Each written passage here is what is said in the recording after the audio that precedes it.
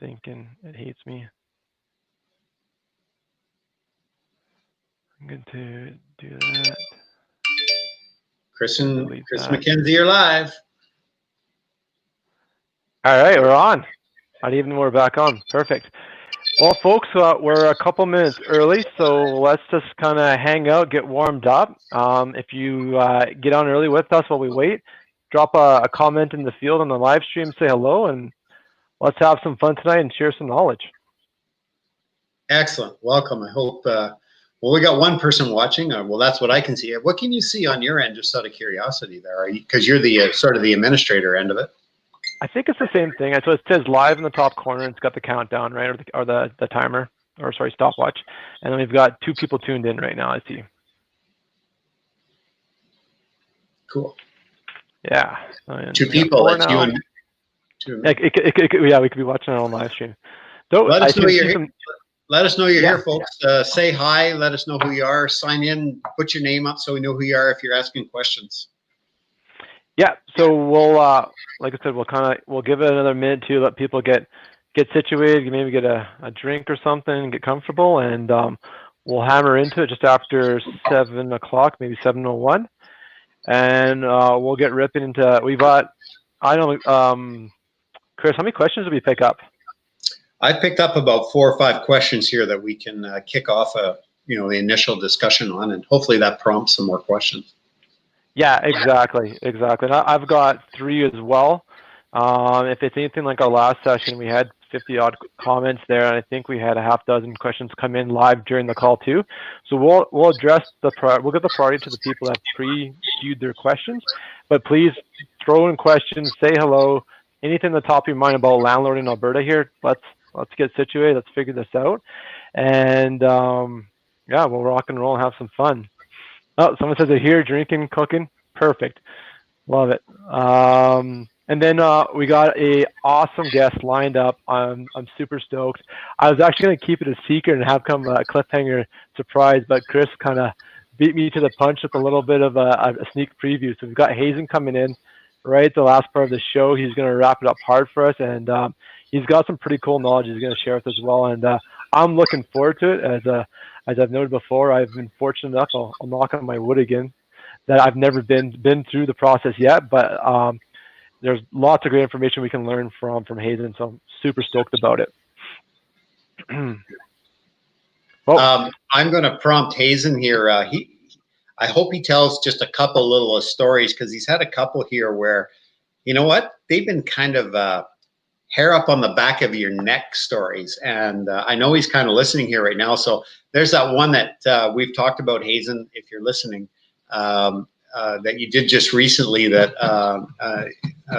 involved a little bit of a police thing. So that's all I'll say. And I'd like you to tell some of those stories that, although some people think, they're having a tough time, we'll tell you about some tough times, and Hazen can relay those stories, and people will see what's all involved with having to remove somebody. It's not just filing a piece of paper and kicking them out. It can get a bit hairy, and I'd like to hear a couple of those war stories. So awesome. Yeah, absolutely. You guys will see me manage my mute button very closely tonight. I've got a 3-year-old and a 10-month-old, both full of energy right now, and we live in a bungalow, and I love to say that my door and my room stays quiet, but just to kind of help you guys with the audio, I'll be muting my kids out whenever possible. So, okay. Well, let's kick it off. We've already got 7 people kicked in here. We're just 2 minutes after the clock, 7 o'clock. So, rock and roll. So, welcome to Alberta Shop Talk for Alberta Landlords. You've got myself, MacKenzie Wilson. Along my side here is my co-host Chris Noble. We are stoked to be sharing this information with you guys, and let's have a little fun. So the first little part we're going to start off with is me and Chris are each going to share our pro tip of the week. So I've got a really cool one up my sleeve, and I'm excited to hear what Chris has got. And then we'll go into our queued questions. So we've got between, I think it's 9 to a dozen questions.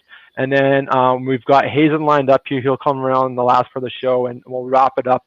Everything on the legal side, going down the eviction process, and he'll talk a little about collections and some pre-screen questions to be asking. So, hey, Renee, nice to see you there. Thanks for stopping by and say yeah. So if you guys are on, ask questions, post a hello, keep it interactive because, man, the value is what you get out of it. So you ask the questions you need to know about. So I'll start off. Part of my screening process, and this is something I started doing about my second half, third year into landlording, is I use a form, which is a requirement on my pre-screen process that all tenants who are going to sign up on my leases must use. And it's something called a notice to tenant. Now, it's provided by a service called TVS, Tenant Verification Services. And basically what this form allows you to do, and actually, hey guys, I can probably share it for you right now too. Let's see if this works. I've not done this before, so, oh yeah. I can't tell if it's on or not. Oh, sorry. I see what we have to do. Sorry, guys. We're figuring out the technology here. Okay, awesome. That's what it looks like. So this form here is called the Notice to Tenant. And basically what it does is it gives you permission to report your monthly payment habits for your tenant to the credit bureau. So this is a phenomenal filtering tool. It's a requirement. If the tenant doesn't sign this, I do not rent to them. And now what this does is it rewards good behavior by helping tenants build their credit. It also gives you a competitive advantage out in the rental marketplace by being a landlord offering the ability to build tenants credit. You can differentiate yourself from other rentals out there. If someone's going to be kind of humming and hawing between you and another landlord. Now, the flip side is someone coming in with malicious intent, ill intent to harm or not pay rent, and they're trying to sneak in as a professional tenant. This is going to filter. This is going to hopefully knock them right off the bat, because if they have a decent credit score or they have that part organized, they're not going to want any part of being on your property because you've already got a paper requirement saying that you can report their credit score. So report their monthly payments to the credit bureau. So it's absolutely fantastic. There's zero cost to it. You just need to go to TVS and sign up. I'm not sure if that's legible. It looks pretty small on my screen for you guys, but yeah, just sign up. It's easy to use, it's just another form, part of my package that I send out to my tenants once I approve them that they have to sign. So make it a requirement, add it to your process, and weed out the riffraff. So that's my pro tip for the week. Chris, what do you got going for your tip of the week? Oh, you're on mute, bud.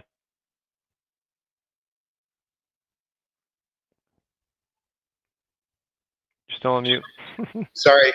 Yeah, I do clear up a couple things here. Just background noise. Tip of the week, I'm going to be working with, just basically it's just reassuring people regarding the court process is that people can't, not to be afraid, and just reiterate that there's people I know in here that played sports, whether you played baseball or whether you, as a little tiny tyke, or you played your hockey, pond hockey or whatever. There was a referee. In any sport, there's a referee. There's someone who has to make a decision. And that person lets the two sides play fairly. And I'm trying to put this in the most simplest form. And the judge is exactly that person. But there are rules to follow. As any sport you've ever played in, there are rules to follow. And if you're breaking the rules, that person will say, you can't do that because the rule book says this. If you look at court from that perspective, it's just a referee trying to weed out the truth between the two, and certainly one's more right than the other. But the truth is always colored one way or another. Sometimes it's the right color, and sometimes it's a shade of gray. But at the end of the day, just remember, if you have to go to court, look at it from this perspective. Not a man in a big black gown with a funny little white bow tie. It's a referee who sits up on a big bench because he has to. And he just listens to your story, and the person listens to the other story. He listens to the other person's story. And at the end of the day, he comes up with an agreement that you both have to agree to. And if you look at it from that way, and not to be afraid of going into a room that's got a whole bunch of mahogany and fancy red cloth and everything else, it's just a well-decorated room with a referee. If I can make it any simpler, go and tell your story. And that's my tip of the day, not to be afraid to go in. However, getting past that anxiety, is we have people out there, like we'll have in here shortly, is Hazen and Rob, is those are the people that can step up, and myself as well. We can step up to court and present your facts for you. If you really are feeling that anxiety, we can do that for you. But I just trying to make people not be afraid to go to court. And we'll talk later in other shows about collecting your judgments and how easy that is. So go ahead, MacKenzie. Awesome. No, that's super cool. And like someone never been through the process before, like I want to learn as much as possible, but I also want to do that process as efficiently as possible. And being my first time, I would absolutely pay someone to walk me through that process, like a Hazen or whoever that's well familiar with doing the eviction process, because especially in the eviction process, if you don't do the paperwork right, you have to get sent back and reset and do all these things properly. That can cost you weeks, if not months of delays, which is more money out of your pocket. I mean, that's the name of the game here. So why not, in my opinion anyways, bring a professional in, get the coaching, watch how they do it up front, learn the tips of the trade, and then if you want to go and pursue it the next time, you've got a little bit of that firsthand knowledge, so you don't trip and stumble your way through, and you can get your collections or your evictions process as efficient as possible. So awesome tip. I love it. You know, like you said, don't fear the system. If you come in with honest intent, you've got your you know what's the truth, and you've collected as much evidence and facts you can to present that information.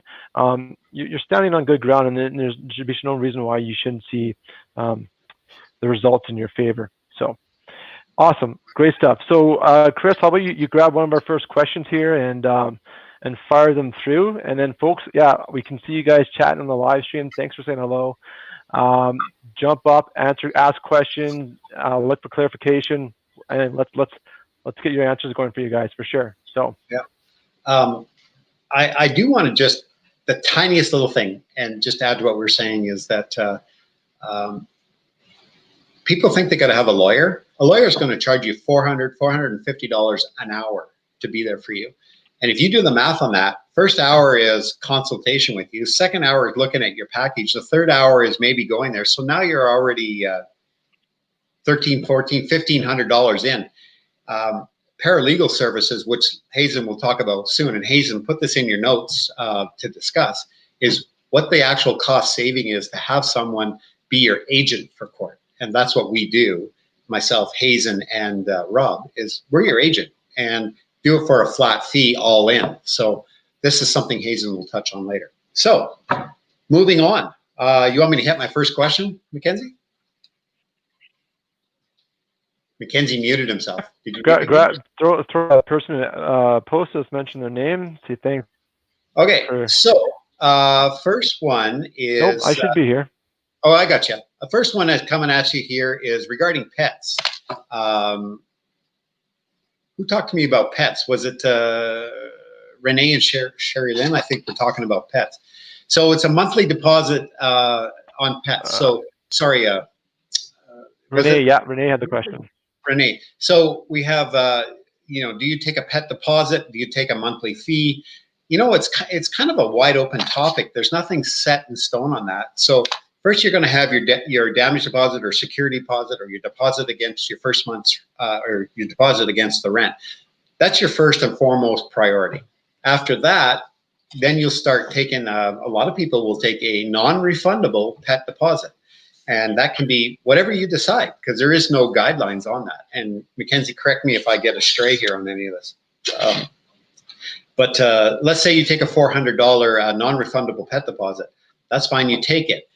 And then the next question, can you charge monthly after that? Well, I guess you can. You could charge an additional $25 per pet, $10 per pet, $50 per pet. It's what, you know, what the market's willing to bear. Then part of that question was from the two of them, well, should I make it a refundable pet deposit? Well, again, you can do that if you want. And the purpose of them thinking, should I make it refundable, is if they know they're going to get their $400 back, would they be more careful and more attentive to their pet, their pet? Absolutely. What a great concept. You'll get your money back if I don't have dog poop and cat pee to pay with, to deal with. Yeah. Make that clear to them. Totally. Yeah. And to riff on that, what I would probably do to go a little bit further is I would actually create a separate lease for the pet and call it a pet lease or a dog lease, cat lease, whatever. So you have your main lease with the tenants that are renting your rental property. You'll have a second lease over here that will manage the pet. And basically it says, you will make sure your pet is good behavior, pick up after your pet, make sure it doesn't disturb or it doesn't bark, or all these things, all your requirements that ensures it's being managed in good order. Now, if you get complaints from, say, neighbors, or if you've got a suite property, the other unit is complaining about, say, the dog's barking too much, you can use a separate lease to evict the dog, but still keep your primary lease intact. You could also really just word this all as a clause too under your main lease too. But what I like about separating the paperwork is it's a little bit of a mental game with your tenant and saying like, hey, I'm serious about this. You're signing not only your lease for the rental property, but you've got a pet lease too. And if you don't abide by our the stated rules for to enjoy the property comfortably, your pet will be evicted, but you can stay. So now you've forced that tenant to make a kind of a tough decision to basically if they want to stay in good order and not have problems, they're going to want to manage their pet properly. Yeah. Awesome, Renee. Cool. I'm glad you like it. Do you want me to take the next question, Chris? I've got one. Yeah, absolutely. Go ahead. Cool. So Renee's been super engaged, and I've actually got 2 more questions for her. So let's help her out here. So she asked, this is a little bit a while ago, I think this was maybe last week or 10 days ago. She talked about tenant screening question, and the conversation on the forum was, I'm going to kind of summarize at high level. People were seeing really bad feedback on when someone would call in, they would do their pre-screening up front. So you'd have your set of questions. You say, I've got an interview for these questions. If you're a right fit, then we can go and book a viewing, which absolutely makes sense. You got to protect your time, right? You're not just going to go and show up to anyone and says, is your unit available? Can I book a viewing? You need to know who they are, make sure they fit. Do the logistics line up with a move-in date? All these key pieces of information. But what I want to kind of throw a bit of a twist here, and the comments I saw from a few landlords on that post was they weren't getting very good feedback. So they're getting a bunch of input from the rental ad. People were emailing, everything else. They'd have these conversations, but they'd never be able to progress to the next step of either the viewing or getting the viewing booked. So there's a bit of a disconnect going on in the process. So let's figure that out. One easy switch that you don't have to change too much. For one thing, definitely keep doing your screening up front, but speak in the perspective or the position of your tenant as the customer. Speak in their needs, not your needs. So the question is, or the task that you're trying to accomplish is ask the screening questions with the tenant before you book the viewing. But don't say, I need to book these pre-screened questions. I'd actually say, look, Mr. Customer, thanks for calling in. I just need to ask you a few questions to make sure the property meets your needs. So don't talk about your needs. You're talking about the customer's needs. When you spin it around, the conversation is now focused on them, and it's going to make them the center of the conversation. And it's also going to make them comfortable that you actually care what they want. So then that's when you can ask all your questions, and you can get into it and all that. And then they see, oh man, this person's organized. They're looking after what I need, and they're making sure it's a good fit. And then if it's a good fit, I'll go and book you in the viewing. I find I get way better engagement that way, because I used to do the same thing. I would just say, hey, this is what I need to do to protect myself, best practices of your pre-screening. But maybe just trying to change the wording a bit will help that part out.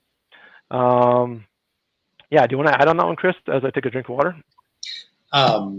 No, I like that and it's exactly what I do is I talk to them about their needs. You know what? It's sort of a back-ended way to meet. It's not even sort of, it is the back-ended way to meet your needs. You show genuine care and interest in them, but while you're talking to them, you're meeting and checking your boxes. So add your questions on the backside. That little piece of paper that you're wanting them to fill out. Don't worry about the tire kickers. Start doing your piece of paper just through conversation, dialogue back and forth, and say, oh, tell me about this, and oh, tell me about that. So you've pre-filled the paper out, and you can figure out who your tire kickers are pretty quick. And that's one of the questions. Do I get them to fill them out ahead of time?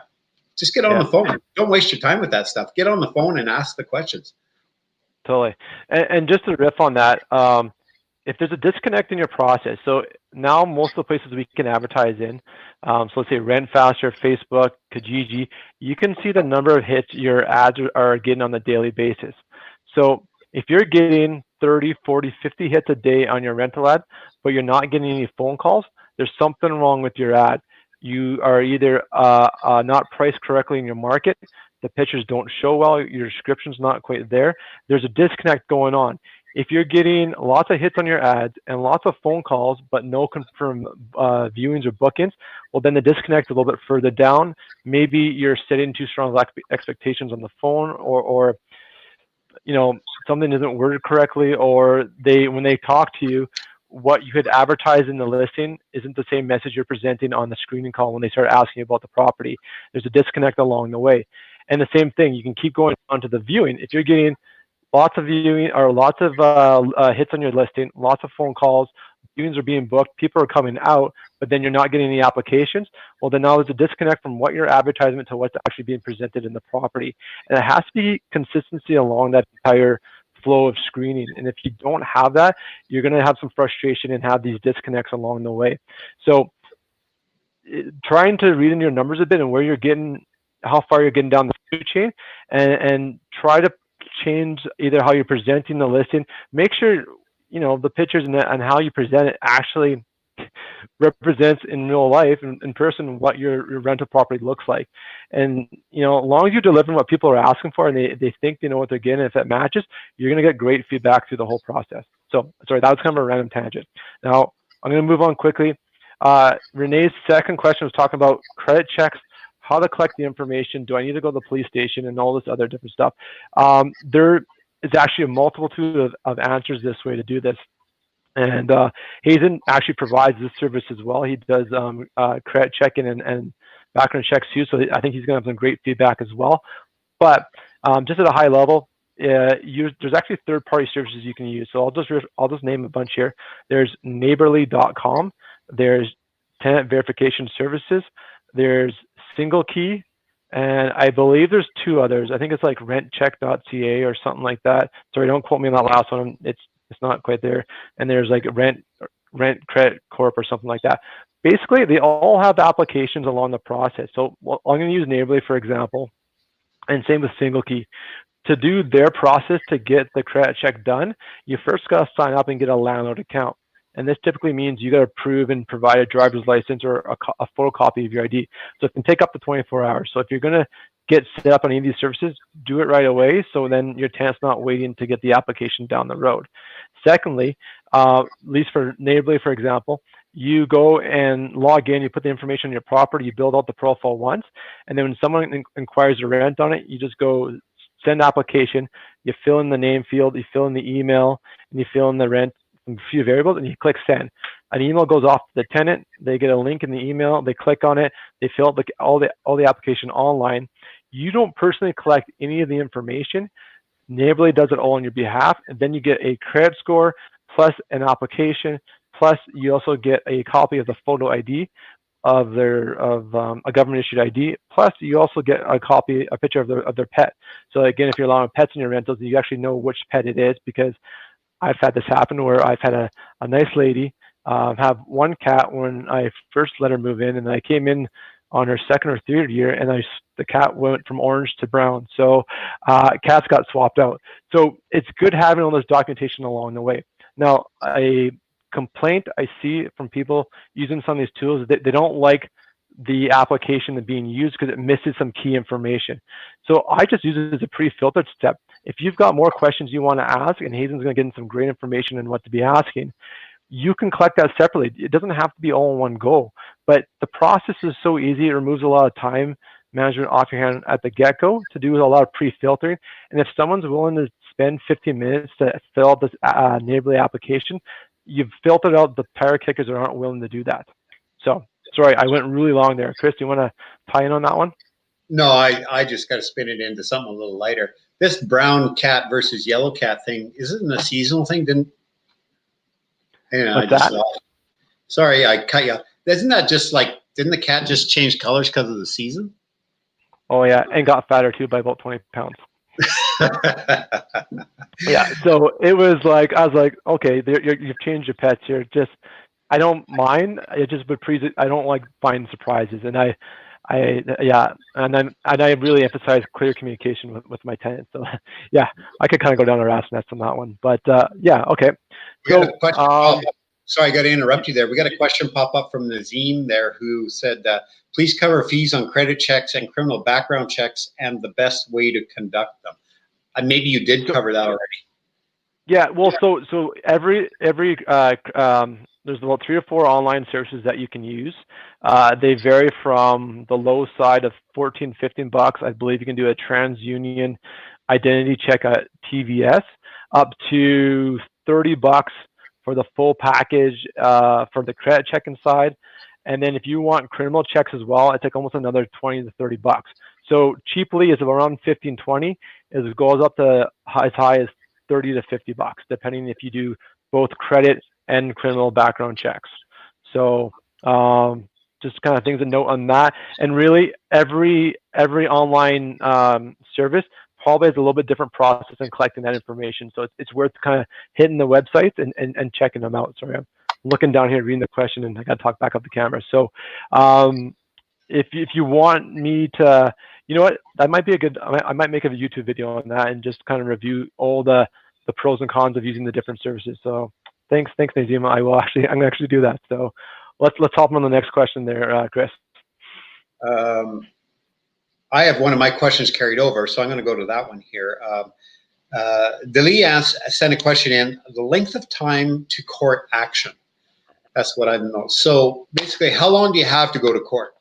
You have 2 years from the day you should know or ought to have known that they owed you the money. So basically, when it comes to rent here, when it comes to rent, you know on the 30th when they leave or by the 15th of the following month, you should have everything tallied up with what they owe you. So at that point, your 2-year mark starts, and that's when you can go to court within that 2-year period. You must have your documents filed within that 2-year period. Otherwise, statute of limitations, you can't go after them. However, that can be, if all of a sudden on year 3, they got a hold of you and said, well, I guess I owe you money from, I got my things, and they give you $100 towards it. Well, that reactivates the debt at that point, and then if they don't pay you, then you can go ahead from there. Hazen may address that partly in his illegal thing here as well when he comes up later. So rule of thumb is you have 2 years to do it. Okay, cool. All right, let's go on the next question. Do you got another one lined up there, Chris? I am. Oh yeah, I have a really good one here from Sana. Her and I talked earlier today.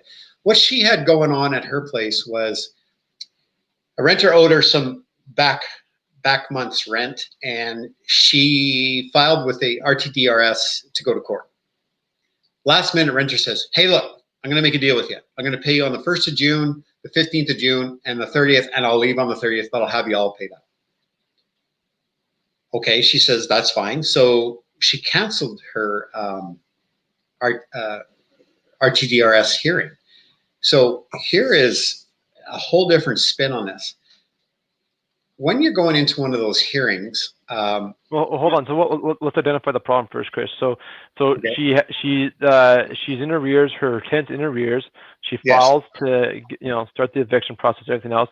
Tenant makes a promise. Yes, here's my payment plan. I'll pay you on the 1st, 15th, and so on. So she goes, okay, great.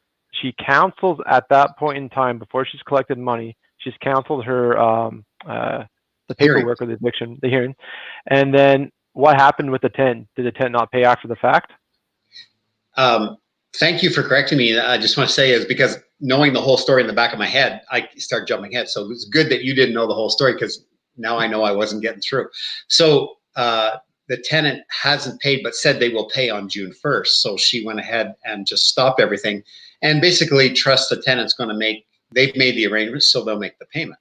Okay, that's key. Okay, good point. Okay, gotcha. So here's my position on that, and it's a very a very tactical position and a very solid position. Is you don't give up your hearing date. You do not, for any reason, give up your hearing date. At this point, let's say for argument's sake, it's $4,000 that's owed, and you're going to get $4,000 over the next 3 months. What, if you think about it, what makes you think that you're going to get $4,000 over the next 30 days when you couldn't get them over the last 60 days? So there has to be a consequence or something, right? Yeah.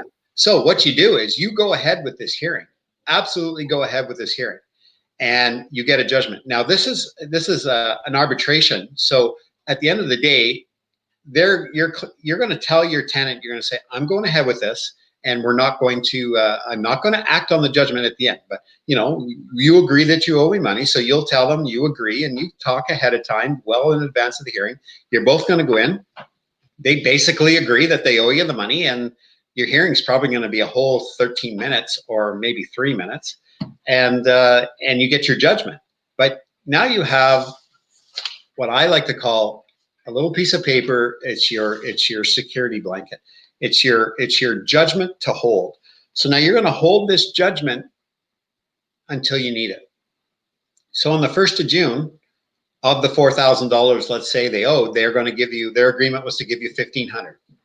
They don't pay you a penny. The second comes, you phone, hey, where's my money? Oh, yeah, I'll get it to you. Or they're not returning your calls. The third comes, the fourth comes, you're not getting any money. The fifth comes, you got some money. Great. Okay. So you got $1,500. So now they owe you $2,500 of the $4,000. So now you're waiting for the 15th. 15th comes, now you're at the 20th, they still haven't paid you. Well, you know what? You take your judgment at that point because you've got it. And once you file it at the Court of Queen's Bench from the RTDRS, now you have a rubber stamp, you have a valid judgment, you have control, you have the ability to contact a bailiff to get them out. And you have control again. So don't give up your position. Position of power, right? Exactly. Because until they follow through in the word, which up to this point hasn't been very good, you need motivation. You need to motivate them to follow through. So having this hammer, this consequence if they don't follow through in your back pocket, all the way up until they're done their payment plan is a play here, which I think is brilliant. I mean, you don't want to give up your power position in this process until you've gotten the results that you need, which is literally the money in your account. So great tip. And part of that conversation today was, well, what if he gave me $500 right before the hearing? Okay, great. Take the $500. Doesn't cancel the hearing, because now you're going in saying, yes, can you modify my request for $4,000 to $3,500, please? I just received $500. Perfect. Oh, well, guess what? Guess what? That's an acknowledgement of the debt right there. Guess what that happened? It happened. You're in the hearing. Yeah. Did you pay this lady $500 toward the owe? Yeah. Okay. So you owe the money? Yeah, I guess I do. Okay. We're 2.5 minutes in. Judgment for the defendant, or judgment for the plaintiff. We're done. Thank you very much. Next case. So position of power. You need to always have that. And in Renee's case, poor her not realizing this, her little jab in this is she had to put $75 out that she's now going to not get back, because if you get a judgment, you're going to get awarded your costs, right? So. Yeah. Okay. Oh, good to know. Awesome. I just saw some. Oh, Renee, you mentioned computer pros. Yeah, absolutely. This is all being recorded. Replay is available both on my YouTube channel, which is findgreattenants.com, or I believe it does get archived back in the group as well. I just know sometimes it's a little bit hard to find in the post. So absolutely, it's coming down the pipe. So we're already at halfway through the mark here. Let's wrap up. I got one more question to take away. I want to get out there for the folks. If you got one more stab, and then let's get Hazen in here. I think he's eager to go. So yeah. Okay. So there was a cool conversation about different revenue strategies for your rental properties, and mainly this question was about Airbnb. Chantel brought it up. She's kind of just probing the group for what are your best strategies. So this is super interesting. I threw a bunch of tips out there on kind of how to analyze the market, some pros and cons of maybe why you want to do this. But we had some really good feedback from Todd and Larissa, and they're the ones actively doing this strategy right now. and I wasn't even aware of this, but Airbnb has changed a little bit of the dynamics of how the booking process works. And basically what they've done is they've removed the profile picture of the person applying for your Airbnb rental away. So now you have less information to review and look at. And they've also both noted that the quality of tenants has gone down lately in the last 6 months, and they've had a few more bad ones. So they based, and I guess to summarize on top of that, the process of doing the tenant screening is removed out of your hands with the Airbnb process, because they've made it, what would be the right word? You can't see who's applying for your property until you basically approve them. So, and if you do cancel last minute because maybe there's something wrong, you get a gut feeling, they actually hurt your host rating, which is basically a super critical component to how you get more business in the future when you compete with other like Airbnb rentals in the area. So something super interesting to note. I'm just thinking this as well. Probably with our current market condition, obviously being here in Alberta, we've been through some trying times going back to 2015, right? We've been just kind of clawing ourselves back out of the hole, and then we've got knocked down a bit in the ground again with COVID and also what everyone else is dealing with right now. So that's probably a big one. I mean, when essentially the entire industry got frozen, we got no one traveling right now. So I'm optimistic that the quality of the tenants will improve as the economy slowly starts picking up. Live sports and gatherings over 15 or 50 people are allowed in public again. That's going to really start helping that market pick up. But just some things to note as well, if you didn't know that, where Airbnb is at right now. So great tips by the community. Thank you. All right, wrap up one more question and let's get Hazen in.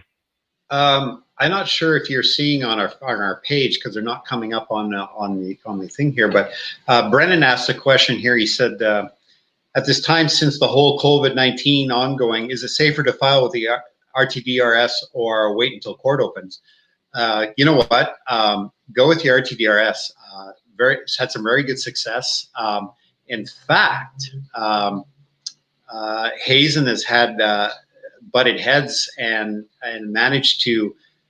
I give him a lot of credit. He didn't lay down and take it. He wasn't treated appropriately, and he was treated with bias. So he stepped up and made some complaints, and the system, as a result of what he's done and a little bit of what Rob's done too, seems to get a little more streamlined. And I give those two guys some credit here. So I'm going to tell you, Brennan, go with the RTDRS, and because you're going to get in and you're going to do it from your house, from your couch, in your armchair. And what did you say earlier, that you were drinking and cooking? You can do that while you're at your hearing. Super cool. I got his comment on the page there. It came as a blank user, but thanks for filling in the details there. That's awesome. Yeah. So there you go. That's all I got. If you want to move on to our special guest, that would be awesome. Yeah, so Hazen, we're going to get you ready. I think he's loosening up the shoulders. He's ready he's game to share some great tips here. So let me bring him in to stream. Hey, everyone. Hey, Hazen, can you hear us? I can hear you just fine, yep. Awesome, buddy. I love it. And you got your vicnow.ca. I love it. Cool. So thanks for hanging out. You've been kind of hanging in the background, listening to us, throwing some tips my way. I appreciate it. Yeah. So let's start off. I'm sure you're obviously well known. You've provided a ton of knowledge to this group. For the people that are new and don't know Hazen, give me a quick synopsis. Give me the elevator pitch of who you are. Yeah, absolutely. So my background here is collections. I've been doing collections in various roles, from debt collector on the phones, calling people up for collections since 2013. I've worked with various credit bureaus and enforcement agencies, even rent-owned furniture places here, managing collections on a national portfolio here. I currently own Access Legal Solutions and evictnow.ca, which is a paralegal service specialized in landlord-tenant recovery as well as debt recovery. In addition to this, I'm currently a member in good standing with the Canadian Credit Institute and sit on various boards for policy management in regards to credit policies. So my background here is fairly versed in terms of making sure you have the right tenants, making sure you have the right renters. If you're lending credit, which you are if you're a landlord, making sure you don't have the wrong person in there. Okay, awesome. That's a mouthful. I love it. You're well set up. Cool. So you kind of handpicked some cool topics for us tonight, Hazen. So what are you planning on talking about? Yeah, absolutely. So today I'll tell you a little bit of the stories here about what happens when tenants go wrong, what happens when you need to kick them out, and just a worst case scenario. This is why you definitely need to make sure you screen your tenants properly. For example, here just a couple of weeks ago, as Chris was mentioning here, I had a eviction out in Holden, Alberta. This resulted in a freeman on the land. There are individuals here that believe they don't need to follow Canadian laws. They become quite difficult and become quite a nuisance to evict. In this case here, we ended up with attempts to get police involved here, which fell flat. Upon eviction, we discovered several firearms within the house, and various threats were made to the safety of the bailiff and myself at that time. Based on this here, this shows you a reason why you really need to double check references, double check social media history, and check court records if you can here. The biggest things here too when you rent to a person here, that is your last chance to make sure you don't rent to them here or keep them out of your property before you hand them the keys. Definitely, if it's $100 to save you 20 grand in damages, definitely spend the money. It's way cheaper than having to go and buy plaster, drywall, carpet, new hardwood, whatever the case may be here. And plus the stress, right? You want to. It's not worth it there as well. Absolutely. It becomes quite a problem once you get this guy in there. It's a very long process to get them out. It can take several weeks to up to a couple of months. Awesome. So maybe it's a good segue. What are the key information? So I'm screening my tenant, Hazen, and what information should I collect? So kind of the idea here is plan for the worst, hope for the best. So let's say you're finding the best tenant, everything's looking great, but you want to have the information that you need in case you have to go down the legal route of eviction or collections. What are those pieces of information we should be collecting, Hazen? Absolutely. So the very minimum, you definitely need the full name, date of birth of the person, a photocopy of their driver's license, a second contact that is not their spouse, their girlfriend, or whoever. So in case something goes sideways here, you now have someone you can maybe call up and get information out of. As well as in these cases here, if you can, and this is how you structure it here. You get the VIN number or the registration for the vehicle here. Reason being is it's to satisfy that you have a registered vehicle on your property, so you satisfy your liability coverage.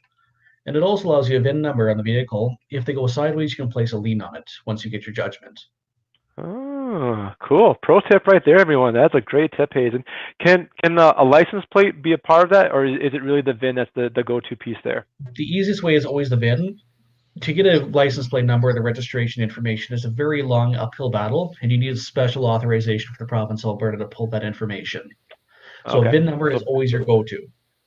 Okay. I'll have to think about how to add that in a non-conspicuous way. Okay, The best good way to to know. do it is just straight up say to your tenants, because of the fact you're going to be renting a property, if something goes sideways and this vehicle isn't insured, someone gets hurt, we need to know that it is insured and registered so that we can justify having this on the property. It also helps us prevent stray vehicles immediately parked in a stall, so we can prove this is your vehicle and it's supposed to be parked there. Oh, okay. Good. Great. Perfect. Cool. Very cool tip. People don't realize too is that the police in the smaller communities, like my properties in my town of Ponoka, the police have been to some of those places for whatever reasons over the years, and I'm listed now as a property rep on the police system. So they would contact me. So if there's a car there, they can phone me up. Hey, you still own this property? Absolutely.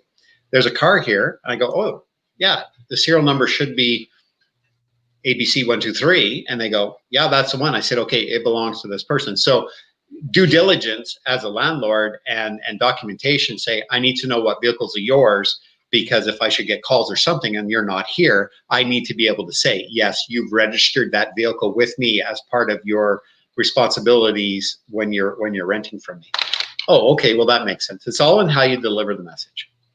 Yeah, absolutely. Cool. Continue on. Excellent. So the biggest thing here too is once you get to the point where you say, hey, this is a great tenant, I want him to move in, make sure that before you give him the keys, make sure you have a signed lease, a copy of the rental application, and any other supporting documents such as that verification from the vehicle, the registration, the credit app, and keep those there for 7 years from the time they leave the property. These things here become very, very beneficial when it comes to court as well as enforcement. The credit app being the most important thing here. One thing too to add is you want the banking information of the person. ideally Yeah. what bank they deal at and what branch. These things here can keep your cost down in collections by upwards of 50% sometimes. If we have to hire a skip tracer or send it through my office to find their bank account, where they work, whatever, without a starting block, it really reduces our chances of recovery, and as such, it increases costs significantly to try and recover. Cool. Yeah. I've heard that one as well. Getting a branch at least and a location. So usually one thing I've done in the past is you put you put it as a bank check or a credit check. And you just say, hey, just for my ease of collecting rent, I just need to know that you bank with a Canadian bank. So if you don't mind, just provide me your local branch and whatever business, BMO, RBC. It's a nonchalant way to collect that information, and like Hazen said, it's super powerful once you have it. Absolutely. I've just got a question here from Renee. Hazen, do you ask for that information in the application or the lease? I usually try to get this in the application first.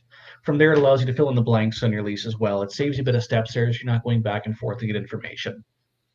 Yeah, I would agree too. You can build this into your application process. So like and going back to if you're using a third party service that may already have an application built, I find this does not get asked anywhere.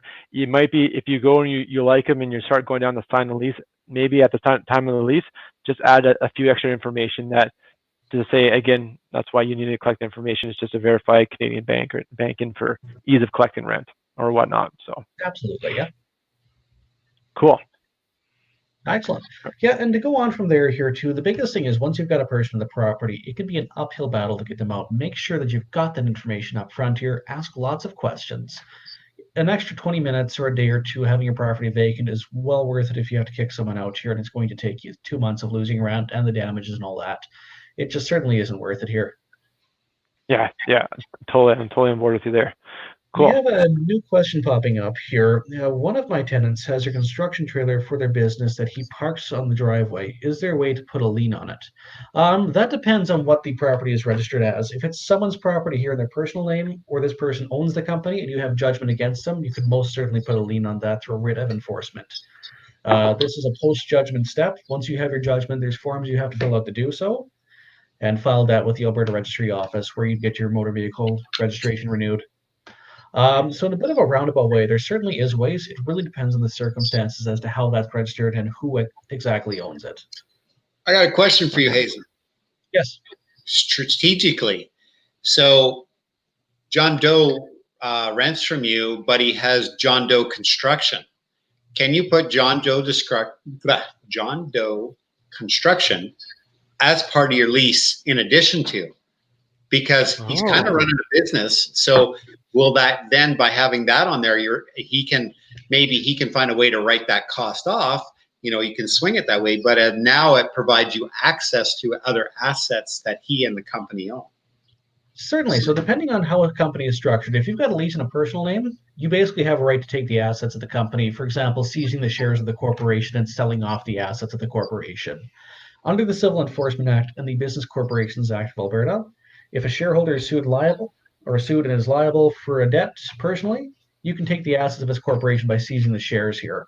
So technically, you could add that to the lease to save a bit of back and forth here in terms of collections, but it may not be necessary. It really depends on what you're anticipating, if it's worth doing, and depending on if the corporation even has assets or if they're using those for a holding corporation, such as a numbered company.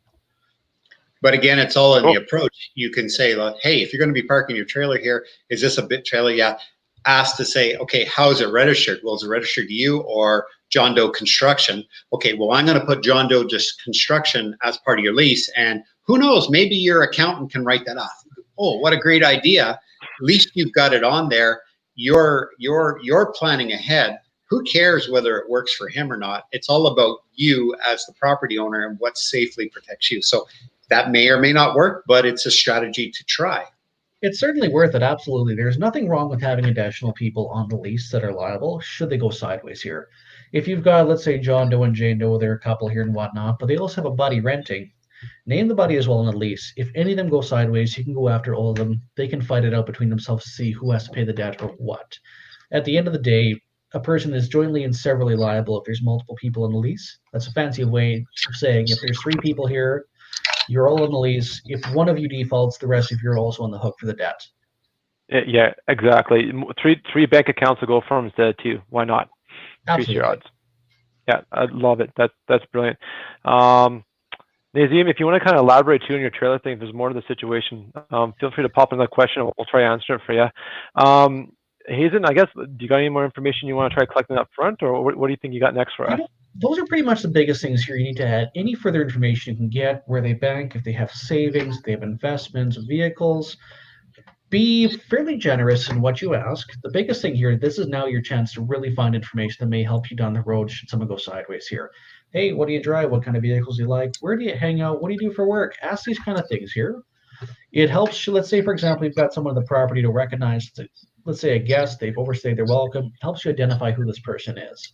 In addition to that, it gives you a better chance of recoveries. Now we can also track this guy down. We know for a fact he's a plumber. So now you know to look here to find his place of employment, which can help you garnish his wages should he have a judgment with you. Totally. Yeah, and you mentioned one thing, I just saw this too, is having another person that has a relation to the person. So if you notice most applications, if you've been kind of boring or looking at people's applications on the site here, is a lot of people have a space for emergency contact. Well, I'll tell you what, as a landlord, I've never, and I have not heard of anyone, and I've talked to a lot of landlords who've been in the business for quite some time, ever needing to use the emergency contact for an emergency. But if they put their mom on or anything else, like Hazen said, that's another avenue you can go down for Hazen, yourself or Hazen, to go collect that information. And it's such a, what's the right for it? It's such an easy thing to ask because it's very common, but you're not actually using it for the emergency contact. Because again, that's a very uncommon situation. And one other thing here to add here. Go ahead, Chris. I'd just like to say, if they're going to put down their moms or dads or aunts or whoever's emergency contacts, you got to serve papers. Guess where they may be going to go on Saturday or Sunday for dinner. So you want to make sure you get their addresses. You need to serve papers, and you show up and that black Dodge is sitting there. You just found out how to serve your papers, right? Absolutely. Cool. And that does save you quite a bit of cost here too. If you're representing someone like myself and we have to go and apply for what's called substitutional service, that can be an extra hearing we have to do here to allow us to post it to their door, email it to them, or whatever the case may be here. Having that additional info and additional address to check is absolutely beneficial. One more thing to add here too is with pre-screening here too, if you have, let's say, an employment reference or a character reference and they've given you a company name and a number, be sure you Google the number and call that number that you find online, not the one on the reference, or at least cross-check it. Oftentimes people have their buddy pose as an employer here. They'll give a good reference to get them in, when in reality, this isn't a natural reference. Totally. And I'll kind of riff on that too, is exactly Google. If, let's say for a company, for example, and they give you a supervisor name, Google the company and call the main switchboard to reception. Don't use the number given on the application, because if you call the main number, you know you're legitimately talking to the right business, and then get routed to the appropriate supervisor or HR person in the department. You can have that additional level of confidence that you're talking to the right person. Absolutely. Just to add to that here too, if they're with a larger company, oftentimes, let's say, for example, in the case of CN Rail, they will actually issue a letter stating this person has been with our company since what date and how much they're making per month. So in larger companies, definitely call in, see if they'll actually give out a letter stating that they are employed, as that also really helps you build your portfolio in regards to information you have on the tenant in case things start to go sideways, there's concerns, or maybe they've changed jobs. Yeah, awesome. That's a great tip. Cool. All right, cool. Renee, thank you for the positive tips. Yeah, if you guys are liking this, give us a thumbs up, drop a comment here. We love the engagement. We really feed off it. The energy is fun.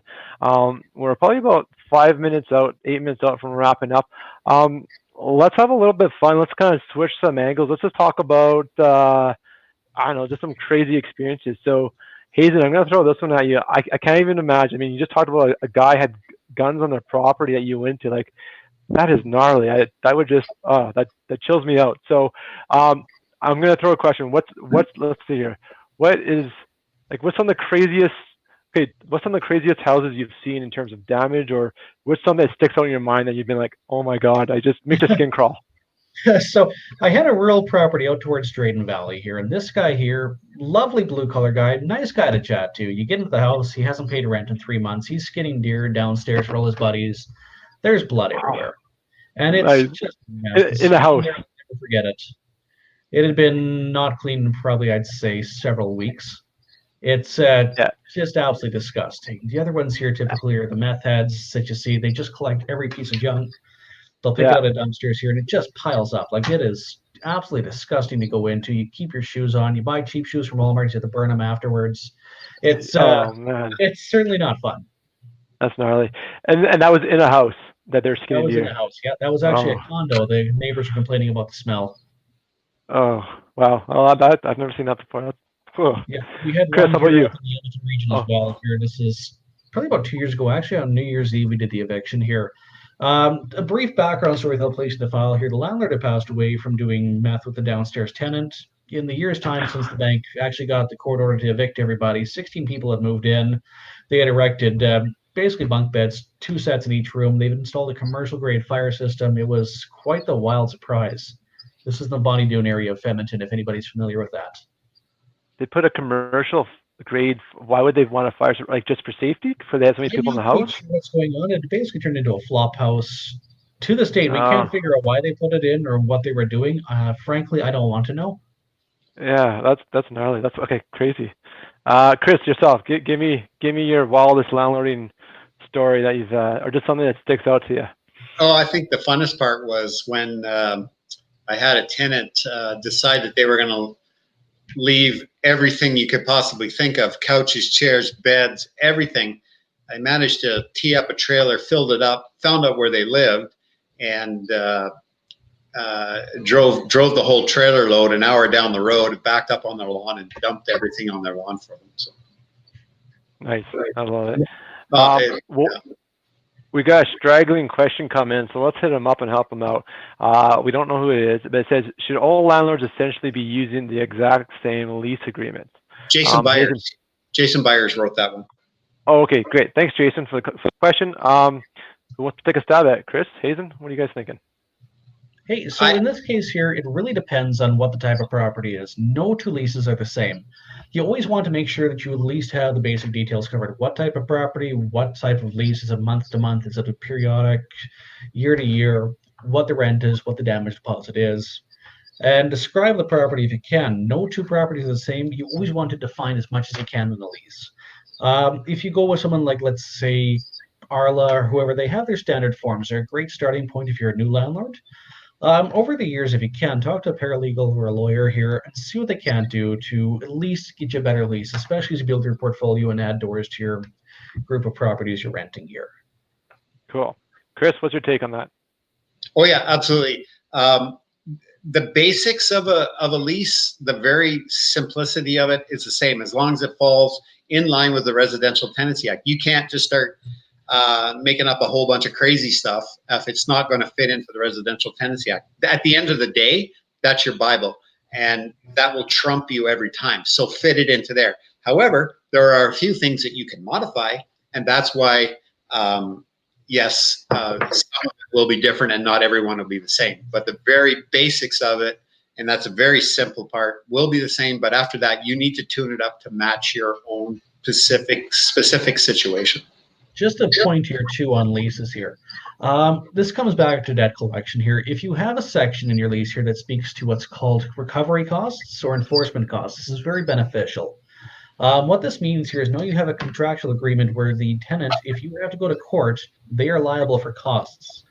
Ideally, you want it to state on a solicitor and own client basis. This means they're fully indemnifying you for any lawyer costs, recovery costs, and a few frills such as skip tracing or process serving or whatever you need to track the guy down and enforce the judgment. It's not meaning that the courts will guarantee that you have that money given to you, but it gives them a ground to make that judgment. Okay, so I'm going to try to put this in layman terms. So you're basically building in the lease a cost section of if you have to go after for certain like damages or whatever else, and you're setting the expectation of saying, to replace a carpet, it's X amount or something. To summarize, it gives you a negotiation point, or what do you mean? Yeah, so to summarize it here, it's basically even if you drew up your lease on a napkin, you want at least one paragraph or a sentence there saying, if I have to sue you, you owe me the money of suing you. High five. Oh, great. Recover your legal costs. Cool. You bet. Yeah, brilliant. Okay. I see We're we've getting got one a more. question coming in here too, if we got time left. Yeah, Jason, let's pop it in. Jason Peters, Jason Peterson's asking this one. Okay. What can you do after an eviction and the tenants refuse to leave while you're waiting to get into court? They are contesting our eviction. Depending on the circumstances here, but primarily in all cases, you're going to need to go to court, get a judgment or an order in place, file it with the Court of Queen's Bench, and get a bailiff here if they are refusing to leave. In Alberta, under the Residential Tenancies Act, there's very, very limited circumstances where a tenant can be removed without a bailiff, primarily abandonment. In this case here, it's best to wait for the courts to open or go through RTDRS to get an unconditional order for them to be removed from the property due to a substantial breach. Awesome. Cool. All right. Well, let's do a little wrap up. I want to pull everyone that's still here, and when people watch the replay, we're already looking shows ahead for topics and things. So if you want a certain area to talk about, mention it, drop us a comment, throw it up on Facebook. We're looking for future special guests, everything else. Do you guys like having Hazen out? I mean, friggin' full of knowledge. Thank you, Hazen, for sharing your wealth, buddy. That's super cool. Thanks for the invite. Yeah, definitely. As well, so some things we're kind of playing with right now. Maybe we can talk on the Airbnb strategy. I have a fellow out in Saskatchewan. He's a pastor. He's just a beautiful gem of a guy, and he does Airbnb for landlords. So he'll come in and run the Airbnb in your properties. Just some super cool strategies to kind of talk about that. We can look at. I've got another person that would be phenomenal at. She's just a master PM of doing small rentals in an extremely quick turnover to keep her properties up in good shape without without incurring any vacancies. So we can talk about how to manage quick little trades and contractors. So just I'm throwing ideas out there, guys. If anything jive, let us know. Tell us what makes sense, what you want to improve on, and we'll bring in those guests and we'll talk shop and we'll get you all geared up. So, yeah, see you next week. Absolutely, Renee. Cool. I don't really have anything else. We're an hour and 2 minutes. So, Chris, Hazen, I mean, guys, you crushed it. Thanks for coming out, and thanks everyone for tuning in. We still got 13 people live right now. I'm thrilled. It's cool. So yeah. Well, I'd like to see, my final here, so we can get off of this and let everybody get going back, is put a little something on here as to what you thought of this. And if you know other landlords on here, please let them know, the value behind this and this open discussion, because every question you have, other people have too. And I'd like to really just I'd like to see 25 one night. That would be really cool to have 25 of us online here. We have 1,100 plus people on this program. It would be nice to see 25 people. So we'll do it. Well, we're going to aim for there. And thank you, Hazen, for spending your time with us tonight. Folks, if you've got those legal questions, reach out to Hazen. He's a busy guy. He's got the knowledge, and then you want someone that knows the system on your side. So yeah, Hazen, thank you for hopping on with us. Not a problem. Very cool. Yeah, this is a weekly thing, absolutely. And so I'm just going to kind of riff here quickly before we wrap it up. We had someone also ask about looking at replays. So yes, the replays exist both on Facebook and on my YouTube channel, which is findgreattenants.com. It's probably easier to go through the YouTube channel because they're archived in a playlist. They're super easy to find. You can go through and we'll peel back the information.